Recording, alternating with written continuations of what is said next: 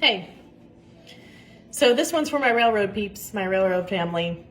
I'm going to talk about holding people accountable in ways that does not use shaming language or power over them. So I'm going to get specific. I'm going to give some examples from when I was managing and leading a team in railroad operations. And I'm going to walk through what I used to do and then walk through what I do now and why it's important to understand the difference.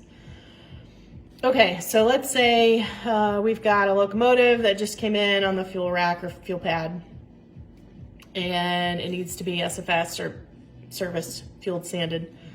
And, you know, the time for that to happen, we all know about how long that takes, depending upon the model of locomotive. But let's say for the sake of argument, it's a P42. So let's say we're up in Chicago. This is for you, by the way, Rudy. So let's say we're in Chicago and we're refueling a P42. And at this point, we are now late calling the crew because we're still waiting on this engine to get refueled. So in the past, I would have called the laborer and said, "What's up? You know, we're late calling this crew. What's taking so long?" And let's say the laborer says, "Yeah, it took me 3 hours to fuel this engine." In the past, I would have said something like this. I would have said, "You're a liar," first.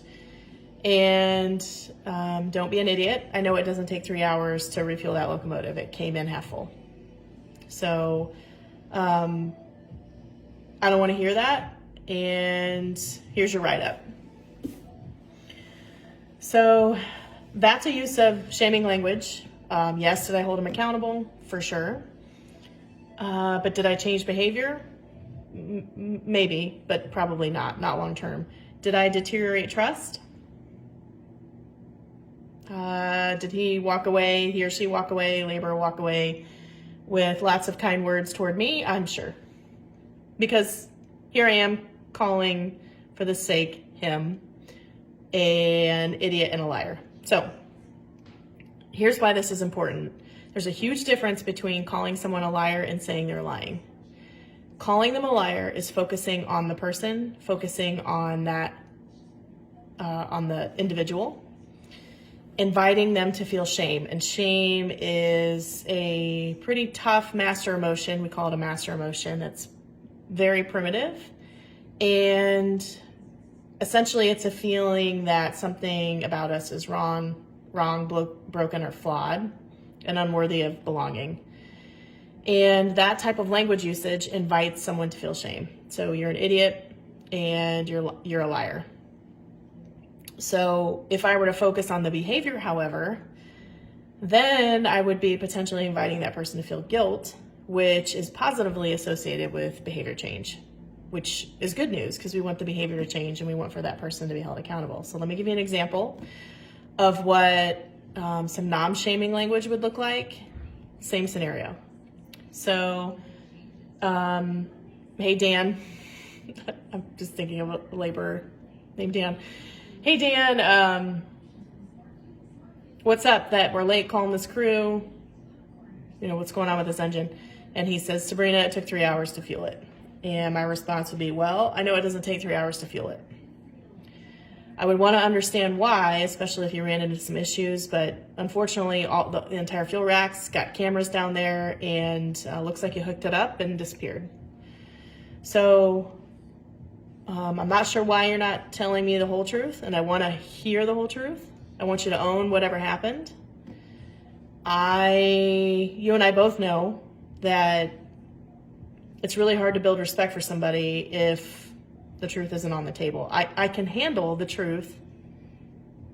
If you got distracted and lost track of time for 3 hours, like, own it. I can also tolerate that you get distracted and lose track of 30 minutes going forward. So here's the deal. It's not okay to lose track of 3 hours of time like that. It's just not going to be okay, and I know you get it. If something happens that you get pulled away, you need to give somebody a call, maybe me or somebody else, but I need your commitment that this isn't going to happen again. I can flex if you get distracted for a shorter period of time. 3 hours, not okay. Okay?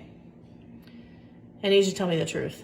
Not telling me the truth is deteriorating trust, and I don't respect that. And I don't think you would either. Sound good?